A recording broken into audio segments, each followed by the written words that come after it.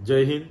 22 એપ્રિલના રોજ ટીઆરએફ આતંકવાદી સંગઠન દ્વારા પહેલગામમાં હુમલો કરીને નિર્દોષ લોકોના ભોગ લેવામાં આવ્યા ત્યારે માત્ર જમ્મુ અને કાશ્મીર જ નહીં પણ પૂરા દેશના લોકોમાં આક્રોશ હતો, બદલાની ભાવના હતી, ન્યાયની માંગ હતી, જેને ધ્યાને રહીને ભારત સરકાર અને દેશની સેના દ્વારા ગત રાત્રિના રોજ ઓપરેશન સિંદૂર અંતર્ગત જે એર સ્ટ્રાઇક કરવામાં આવી છે, ત્યારે આ એર સ્ટ્રાઇકમાં જૈશ એ મોહમ્મદ, લશ્કરે તૈયબા, હિઝબુલ મુજાહિદ્દીન જેવા આતંકવાદી સંગઠનોના 9 જેટલા ઠેકાણાઓ પર એર સ્ટ્રાઇક કરીને 100 જેટલા આતંકવાદીઓને ઠાર કરવામાં આવ્યા છે અને આ ઠેકાણાઓને નેસ્ત નાબૂદ કરવામાં આવ્યા છે। ત્યારે સેનાની આ કામગીરીને અમે બિરદાવીએ છીએ।